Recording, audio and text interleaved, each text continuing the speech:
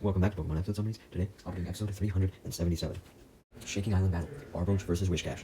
Now, okay, I'm not gonna lie to you guys, this episode is fucked, because this episode was never actually aired anywhere in the world, not even Japan. The only thing we have is a little description, it's like fucking 3 sentences long, so I can't even get really anything out of it, and we have some pictures courtesy of Cerebi. As usual, I guess I'll take this opportunity to just give a massive shout out to Cerebi, Bulbapedia, fucking Pokemon Wiki. I get a lot of my information for a lot of the episodes from there, instead of just, watching the episodes myself. I mean, it's not that I, copy everything word for word or anything, obviously. I add my own twist to it, but I'm not gonna lie that I do get, a lot of the information from, Bulbapedia, Pokemon Wiki, Cerebi, etc. But anyways, the pictures I obviously do get from Cerebi, and yeah, that's basically all I have to work with here. So, I'm gonna do something that I normally wouldn't do, which is just workshop. I'm just gonna completely guess what I think the plot is, based on these pictures.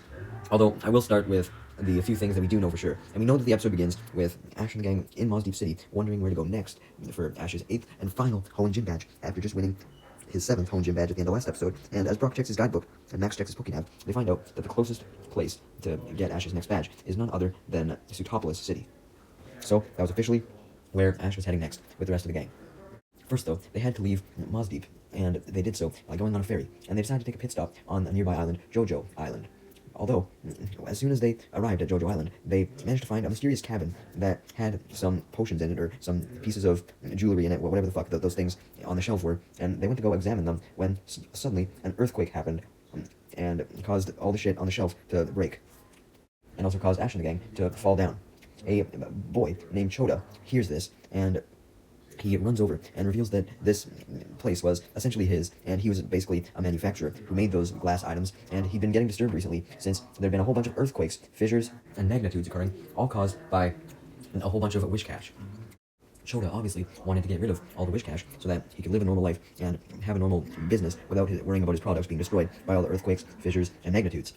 So he asks Ash and the gang for their help in trying to deal with the Wishcash, and Ash and the gang agree, first suggesting that Choda simply try and talk to the Wishcash, though when this didn't work, they suggested that Choda try feeding the Wishcash, with Brock providing some of his special Pokemon food, though Wishcash refuses to eat any of it, and just looks down at the boat, angrily.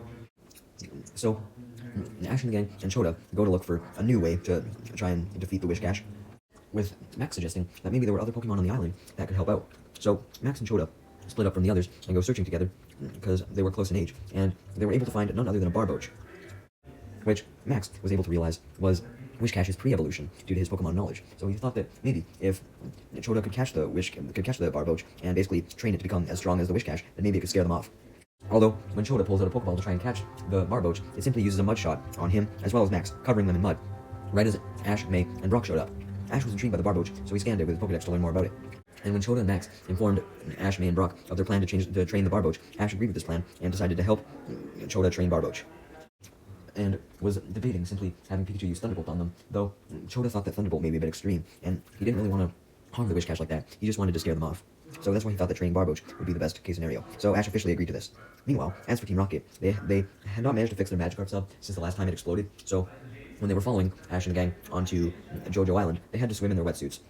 And by the time they got there, they were extremely tired, especially Meowth. Although, unfortunately for them, right as James and Jesse were scolding Meowth for not getting up from the ground, Team Rocket couldn't even do jack shit, because the Wishcash then caused more earthquakes, magnitudes, and fissures, sending Team Rocket blasting off. Okay, I know that definitely didn't happen. Team Rocket must have done more overall, but hey, this is all I can think of, alright? And I'll add in that Wobbuffet popped up its Pokeball while they were blasting off for good measure. Ash and the gang were alerted by this earthquake, and therefore encountered the Wishcash, before Barboach could even be trained. However, it seemed as though Barboach had been hiding out on the island because of all the earthquakes, so when it realized that Wishcash were the cause of the earthquakes, fissures, and magnitudes, it was immediately down to become Choda's Pokemon and fight alongside him when Choda asked, so that he could take out the Wishcash.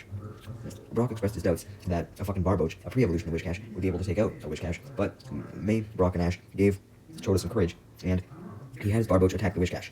The Wishcash attacked first, though, using Water Pulse, which created a huge wave, but Barboach simply fired back with a super-powered Water Pulse of its own to take out the Wishcash.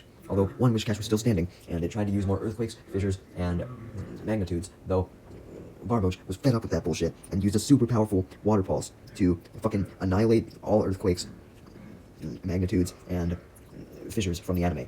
Yeah, I'm not even joking. The reason why this episode was banned was because it was aired around the time that earthquakes occurred in Japan, and since this episode was so focused on earthquakes, fissures, and magnitudes, they didn't want to do that, and they actually ended up just banning the entire move from the anime for some fucking reason. So I guess there's your canon explanation for why those moves are no longer in the anime, even though it's not canon whatsoever. This is all just my head canon, but yeah, now that the Wishcash had been hit and scared off, and now earthquake, magnitude, and fissure didn't even exist, Ash and the gang, Choda, and Choda's Barboach could live happily ever after, as Choda officially caught Barboach as his own, and Ash and the gang said goodbye to Choda, getting back on a ferry which had arrived at the island, thanks to Choda being able to call one, since he was in contact with other nearby islands for his business and all that. And yeah, Ash and the gang just continued on their journey to the location of the final gym in the Hoenn region, Zootopolis City.